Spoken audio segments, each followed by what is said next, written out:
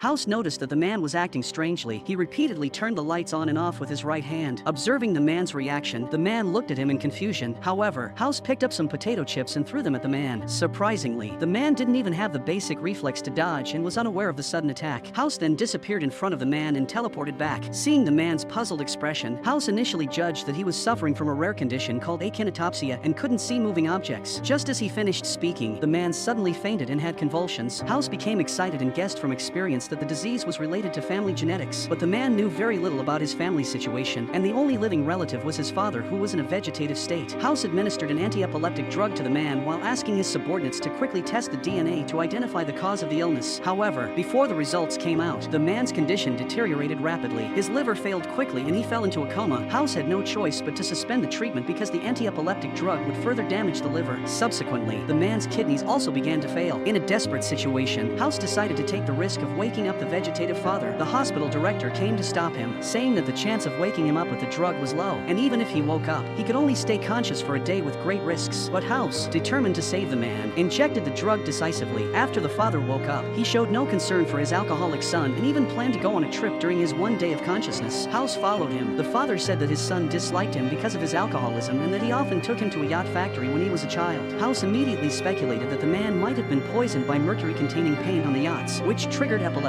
and his alcoholism had aggravated the damage to his liver and kidneys. He quickly asked his subordinates to test the mercury content in the man's body. Before the results came out, the man's heart also had problems and was barely kept alive by adrenaline, but the mercury test result was negative, indicating that House's judgment was wrong. House continued to investigate the man's family members but found nothing. When asking how the father became a vegetative state, the father said that when his son was 12 years old, he couldn't hold the plate steady and caused a fire. He saved his son first and then went back to save his wife, but his wife died and he himself became a vegetative state. That was why he didn't want to see his son. House was puzzled why a 12-year-old boy couldn't hold the plate steady. Remembering the man's mention of the car accident at night involving his wife and mother-in-law, he speculated that the man might be suffering from mitochondrial myopathy with ragged red fibers syndrome, which caused him to drop the plate, and his alcoholism had worsened the condition. After testing, the diagnosis was confirmed, but at this time, the man urgently needed a heart transplant, but due to his alcoholism, he couldn't be put on the transplant list. After learning that he had wrongly blamed his son, the father decided to donate his heart to his son, but was refused by the director due to the regulations. In despair, the father ended his own life. A few hours later, the man was taken to the operating room and received his father's heart. Finally, the operation was a success, and he started a new life with his father's will.